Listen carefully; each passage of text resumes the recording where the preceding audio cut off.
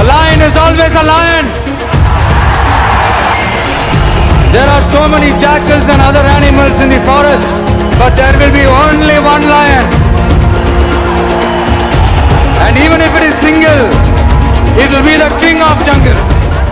ఇద్దరు హీరోలే, ఇద్దరు సినిమాల నుంచి పాలిటిక్స్ లోకి ఎంట్రీ ఇచ్చిన వారే. ఎవరు వచ్చినా రాకపోయినా నేనైతే నడుస్తూనే ఉంటాను. Men may come men may go but I go on for ever. Lord Tennyson చెప్పు. Few words from William Blake. Men may come, men may go, but I go on forever. కానీ సాధించిన విజయాలే వేరు. ఇప్పుడు తమిళనాడులో హీరో విజయ్ గెలుపు తర్వాత ఏపీలో సరికొత్త చర్చ మొదలైంది. జనసేనాని పవన్ కళ్యాణ్ ఇలా ఎందుకు సాధించలేకపోయారన్న టాక్ జరుగుతోంది. ఎందుకంటే ఇద్దరు హీరోలకు యూత్లో మంచి ఫాలోయింగ్ ఉంది. సినిమాలు చేస్తూనే ఇద్దరు రాజకీయాల్లోకి అడుగుపెట్టారు. కానీ భిన్నమైన ఫలితాలు అందుకున్నారు. ఒకరు పార్టీ పెట్టిన 2 ఏళ్లలోనే ఒంటరిగా బరిలోకి దిగి సీఎం అవుతున్నారు. మరొకరు పార్టీ పెట్టిన 10 ఏళ్ల తర్వాత డిప్యూటీ సీఎం పదవితో సరిపుచ్చుకోవాల్సి వచ్చింది. అది కూడా పొత్తు కుదుర్చుకొని. ఇదే పవన్ ఫ్యాన్స్ను నిరాశపరుస్తోంది. తమ నేత ఎందుకు సీఎం కాలేకపోయారన్న బాధ వారిలో కనిపిస్తోంది. పవన్ ఎక్కడ తప్పటడుగు వేశారన్న ప్రశ్న వస్తోంది. ప్రతిదానికి టైమింగ్ అన్నది ఉంటుంది. ఏ టైంలో ఎంట్రీ ఇవ్వాలన్నది డిసైడ్ చేసుకోలేకపోతే ఫెయిల్ అవుతారు. ఒకప్పుడు ఎన్టీఆర్ పార్టీ పెట్టిన 9 నెలలకే ఘన విజయం సాధించారు. 1983కు ముందు ఉమ్మడి ఏపీలో కాంగ్రెస్ పార్టీ ఒక్కటే బలంగా ఉండేది. మరో ప్రత్యామ్నాయ పార్టీ లేదు. దాంతో కాంగ్రెస్ అధిష్టానం ఎలా అంటే అలా సాగేది.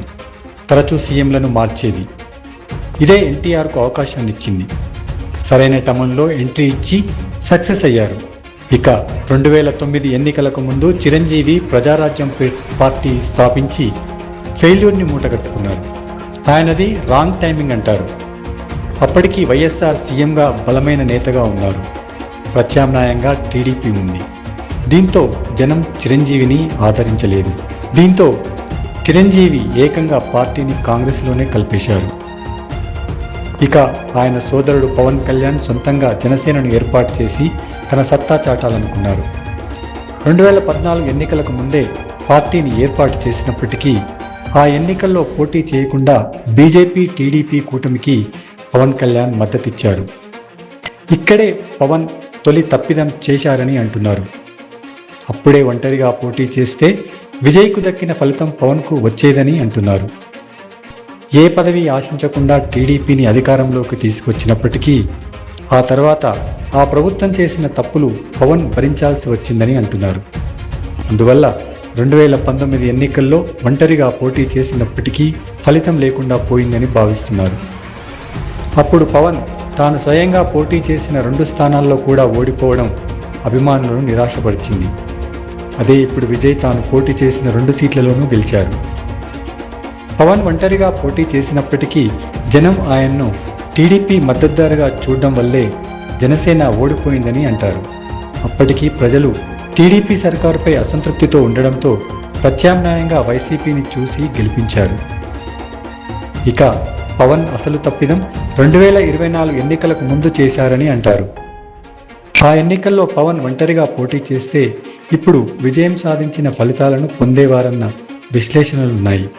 ఎందుకంటే అప్పటికీ ప్రజలు టీడీపీ పాలనను వైసీపీ పాలనను చూశారు. ప్రత్యామ్నాయంగా జనసేనను ఆదరించేవారని అంటారు. కానీ దీనిని పవన్ ఉపయోగించుకోలేకపోయారన్న వాదన ఉంది. ఒంటరిగా పోటీ చేయకుండా టీడీపీ బీజేపీలతో పొత్తు కూర్చుకోవడం వల్ల సీఎం అయ్యే అవకాశాన్ని చేజార్చుకున్నారని భావిస్తారు. అదే తమిళనాడులో ఇప్పుడు ఇలాంటి పరిస్థితే వచ్చింది. అక్కడి ప్రజలు డీఎంకే అన్నాడీఎంకే పాలనను చూశారు.